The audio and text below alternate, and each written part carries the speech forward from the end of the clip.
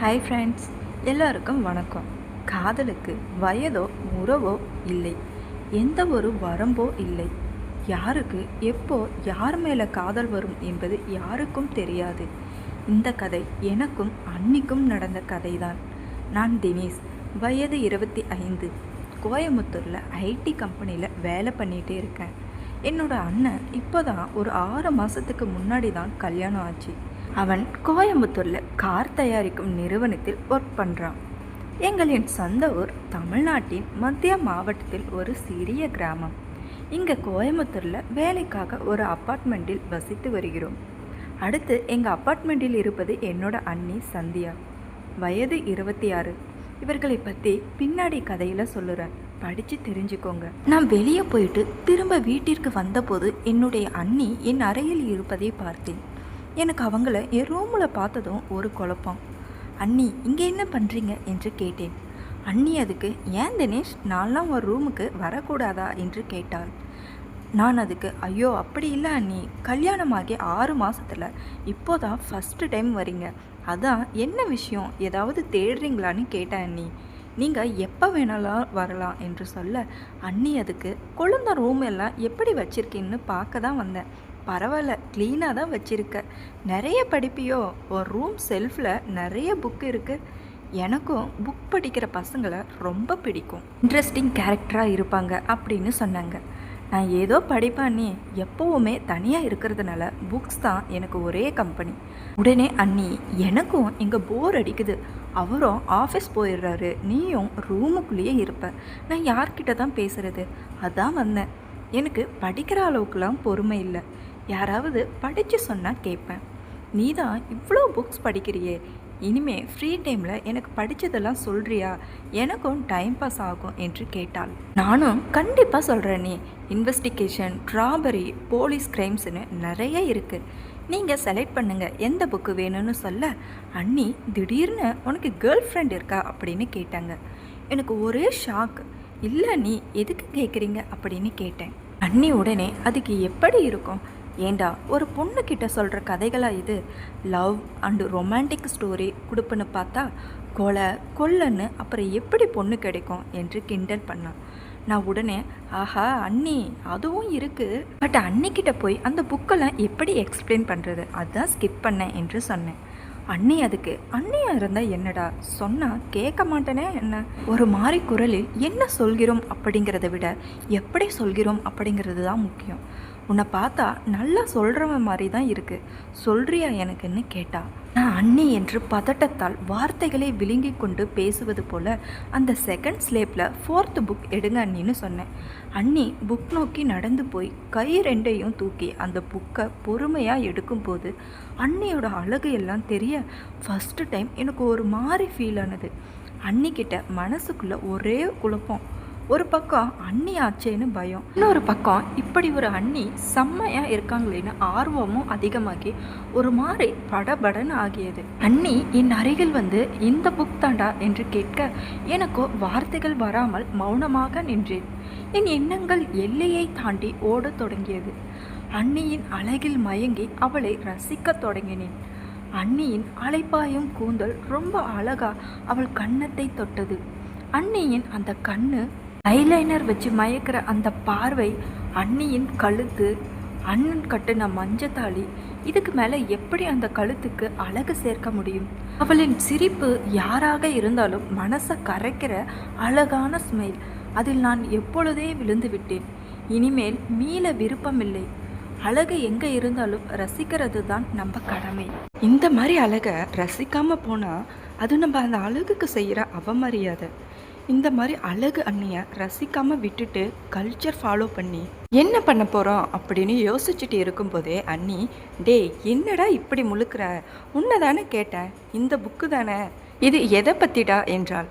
நான் அதுக்கு, ஆசைப்படுறதுக்கு அளவு இல்லை, அது அடுத்தவங்களுக்கு சொந்தமான பொருளாக இருந்தாலும் சரி, ஆசைப்படுறது தப்பு இல்லைன்னு சொல்கிற புக்கு அண்ணி என்றேன். அண்ணி, ஓ சூப்பர்டா, படிச்சிட்டியான்னு கேட்டா. நான் அதை எப்போவோ படிச்சிட்டேன்னு சொன்னேன். அண்ணி அதுக்கு, அப்போ சார் அடுத்தவங்க பொருளுக்கு தான் நிறைய ஆசைப்படுவீங்களோ என்றாள். அப்புறம் நல்ல புக் இல்லை இது அப்படின்னு புக்கை திருப்பி பார்த்துட்டு சொல்ல, நான் ஆமா அண்ணி, உங்களை மாதிரியே என்றேன். அண்ணி ஒரு கணம் என் கண்களை பார்த்தாள். அந்த பார்வையில் பேசாத காதல் நிழல்கள் தெரிந்தன. எங்களுக்குள் வார்த்தைகளை கடந்து மென்மையான காதல் நிறைந்த உரையாடல் மலர்ந்து கொண்டிருந்தது. அண்ணி அதற்கு, என்ன மாதிரினா எப்படி என்றாள். அதுக்கு நான், ரொம்ப இன்ட்ரெஸ்டிங்காக பார்க்க பார்க்க சுவாரஸ்யம் புரியாமல் முழுசாக படித்தாலும் திரும்ப திரும்ப படிக்க தூண்டுற ஒரு அழகான புக் அண்ணி என்றேன். அண்ணி ரொம்பவே அழகாக வர்ணிக்கிற புக்கு அப்படின்னு சொன்னான். நான் தரமான விஷயத்தை தாராளமாக வர்ணிக்கலாம், தப்பில்லையே என்றேன். அண்ணி அதுக்கு, ஓனருக்கு தெரியாத வரைக்கும் தப்பில்லை தான் என்றான். நான், என் ரூமில் இருக்க பொருட்களுக்கு நான் தான் ஓனர், யாரோட பெர்மிஷனும் தேவையில்லையே என்றேன். அண்ணி அதுக்கு, உன்னை பார்த்தா புக்கை வர்ணிக்கத்தோடு நிறுத்துகிற மாதிரி தெரியலையே என்றாள். நான் எப்போவுமே ஒரு புக்கை எடுத்த உடனே ஃபுல்லாக படிக்க மாட்டேன் அண்ணி, கொஞ்சம் கொஞ்சமாக படிக்கணும், அப்போ தான் திரும்ப படிக்கிற ஆசை அதிகமாகும் என்றேன். அண்ணி அதுக்கு, எங்கடா கற்றுக்கிட்ட இப்படி பேச, நல்லா பேசுகிறடா என்றாள். அப்போ பார்த்து காலிங் பில் அடித்தது. மாலையாகி விட்டதால் ஈவினிங் 7 மணி ஆயிடுச்சு. ஆஃபீஸில் இருந்து அண்ணன் வந்துட்டான். நான் அண்ணன் வந்துட்டான்னு நினைக்கிறேன், புக்கை ஓப்பன் பண்ணியிருந்தா 2 பக்கத்துலேயே நிறுத்திருப்போம் என்றேன். அண்ணி என்னோட கண்ணத்தை லேசாக கிள்ளியபடி, எப்போவுமே ஒரு நைட்டு ஃபுல்லாக புக்கை படித்து முடிக்கணும்னு நினைக்காத, எவரிடே ஒரு சாப்டராக படித்தாலோ அடுத்து என்ன இருக்கும் எப்படி இருக்கும்னு வெயிட் பண்ணி படிக்கிறதும் அதை விட இன்ட்ரெஸ்டிங்காக தான் இருக்கும், ட்ரை பண்ணி பாரு, டாட்டா என்றாள். அண்ணி என்னிடம் புக்கை கொடுத்துட்டு திரும்பி போகும்போது அவளின் கையை பிடிச்சு ஏக்கமாக பார்த்துட்டு அண்ணின்னு கூப்பிட காலிங் பில் சத்தம் திரும்ப கேட்டது. அண்ணி என்னடா என்று கேட்டாள். நான் நீங்கள் சொன்ன மாதிரி புக்கில் முதல் பக்கம் மட்டும் படிக்கலாமா என்றேன். அண்ணி நாளைக்கு புக்கில் ஃபஸ்ட்டு சாப்டர் ஸ்டார்ட் பண்ணலான்னு சொன்னான்.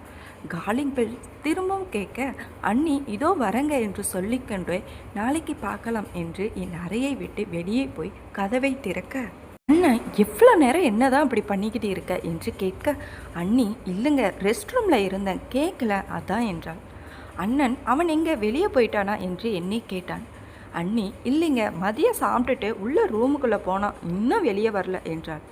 இதையெல்லாம் நான் என் ரூமுக்கு கதவுக்கு பின்னால் நின்றுட்டு கேட்டுகிட்டே இருந்தேன். அண்ணி அண்ணங்கிட்ட என்கிட்ட தான் பேசிட்டு இருந்தேன்னு உண்மையை சொல்லாமல் ரெஸ்ட் ரூமில் இருந்தேன்னு பொய் சொன்னதை கேட்டதும் எனக்கு இருந்த சின்ன டவுட்டும் கிளியர் ஆகி அன்னிக்கும் என் மேலே ஆசை இருக்குன்னு முடிவு பண்ணேன். அண்ணி மேலே ஒரு மெல்லிய காதலும் என் மனசில் மலர்ந்துருச்சு. அண்ணி கிளம்பி போன பிறகு என் மனசு முழுக்க அண்ணியோட நினைப்பு தான் ஓடிட்டு இருந்தது. பொதுவாக புக்கும் கையுமே இருக்கிறனா பொண்ணுங்களை இம்ப்ரெஸ் பண்ணுறது கஷ்டம். பட் ஃபஸ்ட்டு டைம் ஒரு பொண்ணு மேலே விருப்பம் வந்ததுன்னா அது என்னோட அண்ணி தான். இதை புரிஞ்சுக்கிட்ட எனக்கு என்னோட அண்ணி தான் என்னோட ஃபஸ்ட்டு லவ்னு புரியுது. டைம் 8 மணி.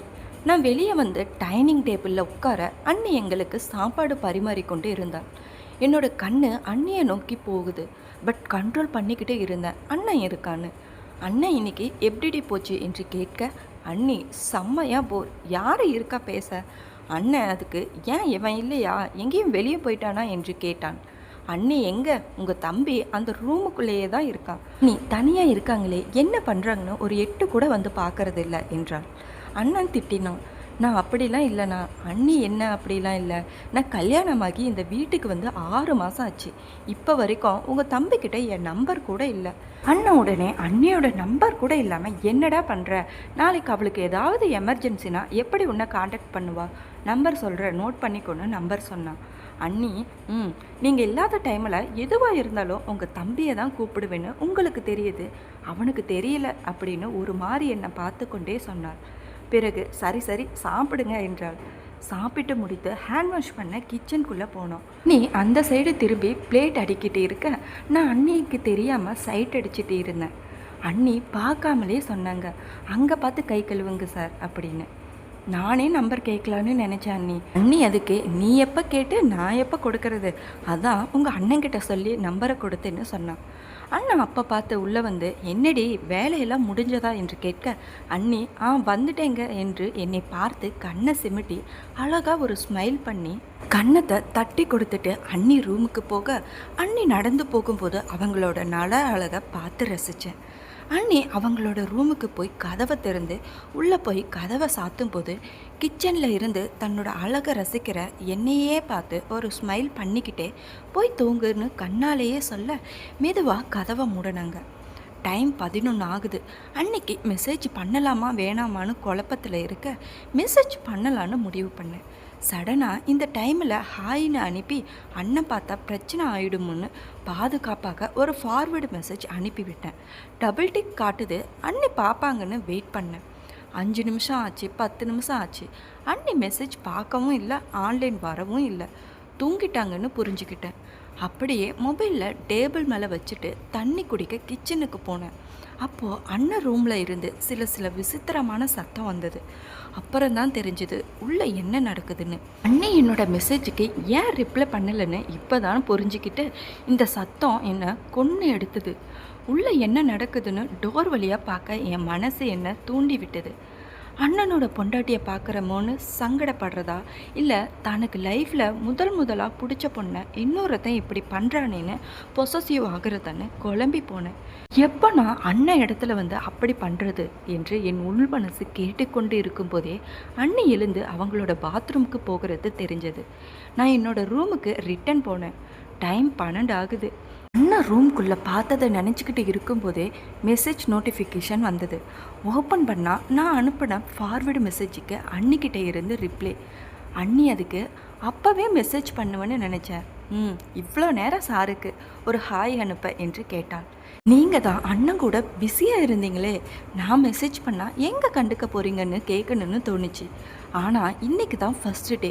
இப்போவே இதெல்லாம் கேட்டால் அண்ணி மனசில் நம்ம சீப் கேரக்டர் ஆகிடக்கூடாதுன்னு கவனமாக இருந்தேன். இன்றைக்கி பார்த்ததை சொல்லி கெட்ட பேர் வாங்கிக்க கூடாது, பொறுமையாக கொண்டு போகணும்னு தெளிவாக இருந்தேன்.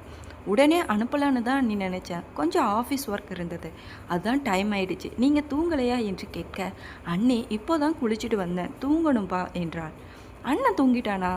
உங்கள் அண்ணன் எப்போ இவ்வளோ நேரம் முழிச்சிருக்காரு? அவர் எப்போவே தூங்கிட்டாரு, நீ தூங்காமல் என்ன பண்ணுறேன்னு கேட்டா. இப்படி ஒரு பொண்டாட்டியை பண்ண டயர்டில் தூங்க தான் செய்வான்னு மனசில் நினச்சிக்கிட்டே தூக்கம் வரல அண்ணி. இன்றைக்கி என் லைஃப்பில் ஒரு அழகான தேவதையை பார்த்தேன், இந்த தேவதையை நினச்சிக்கிட்டு இருக்கேன், அதான் தூக்கம் வரலன்னு சொன்னேன். அன்னைக்கு நம்மளை தான் சொல்கிறான்னு புரிஞ்சதும் அவள் கொஞ்சம் வெக்கப்பட்டு கொண்டே சிரித்தாள். நம் தெரியாதவள் போல, பாரு யாருடா அவ, சொல்லவே இல்லை. சொல்லிட்டே அவகிட்ட அவளை பிடிச்சிருக்குன்னு கேட்டா. சொல்லணும் அண்ணி, சொன்னால் கோச்சிப்பாங்களேன்னு பயமாக இருக்கு அண்ணி என்றேன்.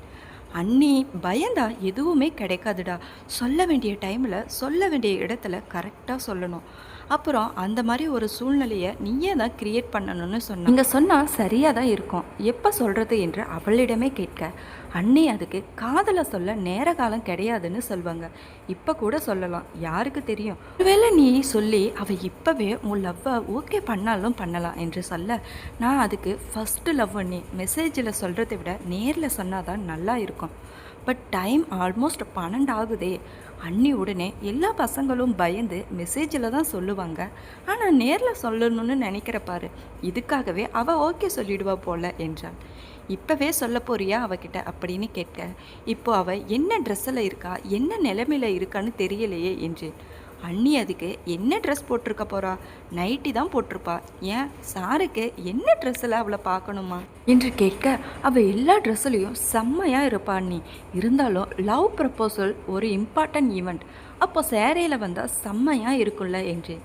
நைட்டு 12 மணிக்கு சேரையில் வான்னு சொல்ல முடியுமா, அதான் யோசிக்கிற அண்ணின்னு சொல்ல அண்ணி அடடா, ஆனால் உன்ன மாதிரி ஒவ்வொரு விஷயத்தையும் ரசனையோடு பார்க்குற பையனை பார்த்ததே இல்லைடா, போய் தைரியமாக சொல்லு என்றார். நான் உடனே அண்ணிக்கிட்ட இப்போ வரவா என்றேன். அண்ணி எங்கே வரேன்னு ஒன்றும் தெரியாதது போல் கேட்க உங்கள் ரூம் கிட்டன்னு சொன்னேன். அண்ணி அதுக்கு உன் தேவதை அக்செப்ட் பண்ணிப்பாளா என்றார். தெரியல அண்ணி, கொஞ்சம் பயமாக தான் இருக்குது, அக்செப்ட் பண்ணிப்பாளான்னு. அண்ணி சரி ஓகே, இப்போ வேணாம், 20 மினிட்ஸ் கழிச்சு வா என்றாள். என்னாச்சு அண்ணி என்றதுக்கு சொல்கிறேன், 20 நிமிஷம் கழிச்சு வான்னு சொன்னான். 20 நிமிஷத்துக்கு அப்புறம் அண்ணி வரட்டுமா என்றேன். அண்ணி ஓகே, ரூமுக்கு வெளியே வந்துட்டு மெசேஜ் பண்ணேன். நான் ரூமை விட்டு ரொம்ப எக்ஸைட்மெண்ட்டோட மனசில் பயத்தோட அண்ணன் ரூம் பக்கம் போயிட்டு மெசேஜ் பண்ணேன். மெசேஜ் ப்ளூ டிக் காட்டுது. 10 செகண்ட் ஆகுது. அண்ணி ஓப்பன் பண்ணி பார்க்கல.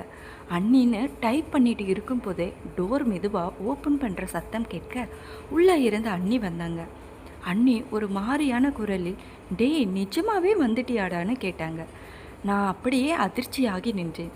அப்போ தான் புரிஞ்சுது அண்ணி கேட்ட அந்த 20 நிமிஷம் எதுக்குன்னு. எனக்காக அவங்க சாரி கட்டிட்டு வர்றதுக்காக தானே. அட கடவுளே, அவள் ஏன் இவ்வளவு அழகாக இருக்கிறாள்! பூ வேலைப்பாடு செய்யப்பட்ட ஸ்லீவ்லெஸ் ரவிக்கையுடன் கூடிய டிரான்ஸ்பரண்ட் சாண்டல் நிற சேலை. அந்த விளக்கு வெளிச்சத்தில் அவளது அழகும் அலைப்பாயும் கூந்தலும் மின்ன, என்ன ஒரு அழகான முகம் என்று ஒரு நிமிடம் ரசித்து நின்றேன். அண்ணி வரமாட்டேன்னு நினச்சேன், நிஜமாவே வந்துட்டியாடான்னு சொன்னான். வரமாட்டேன்னு நினச்சி தான் இவ்வளோ அழகாக ரெடியாகி வந்திருக்கீங்களா? அண்ணி அதுக்கு, அது வந்து பாவம் சின்ன பையன் ஆசைப்பட்டியன்னு தான் என்று சொல்லும் போதே அவளின் பக்கம் போய் மெதுவாக அண்ணியை தன்னோட பக்கம் இன்னும் கொஞ்சம் அணைத்து அவளோட கண்ணை நேருக்கு நேராக பார்த்து, சின்ன பையனுக்கு பெரிய பெரிய ஆசையெல்லாம் வருதே அண்ணி, அதையும் செய்வீங்களா என்றேன். இதை எதிர்பார்க்காத அண்ணி ஒரு நிமிடம் என் கண்களை ஒரு மாறி தயக்கத்தோடு பார்க்க, இந்த பார்வை காதல் பார்வையாக மாறுது. அந்த நிமிடம் அவளோட ஸ்மைல் என்னன்னு எனக்கு தெரிஞ்சது. என்னோட சூடான மூச்சு காற்று அண்ணியின் முகத்தில் பட, நான் என்னோட விரல் வச்சு அண்ணியோட நெத்தியில் முகத்தில் மறைஞ்சிருக்க முடிய அழகாக ஒதுக்கி விட்டேன். 2 பேரும் பக்கத்தில் இருக்கிறது எனக்கு கைகால் எல்லாம் நடுங்க ஆரம்பித்தது. அண்ணி உடனே, ஏண்டா இப்படி கை நடுங்குது உனக்கு என்றாள். பயமாக இருக்க நீ என்றேன். அண்ணி ஏன் என்று கேட்க, இதெல்லாம் தப்பில்லையா அண்ணி என்றேன். பிறகு அவள் எனக்கு சமாதானம் சொல்லி அதன் பிறகு என்னெல்லாம் நடந்ததுன்னு அடுத்த பாகத்தில் பார்க்கலாம். இதோட இன்னொரு பார்ட் செம்மையாக இருக்கும். ஸோ மிஸ் பண்ணாமல் பார்க்க நம்ம சேனலை சப்ஸ்கிரைப் பண்ணிக்கோங்க ஃப்ரெண்ட்ஸ். நன்றி. மீண்டும் அடுத்த கதையில் பார்க்கலாம். இப்படிக்கு நான் உங்கள் பவி.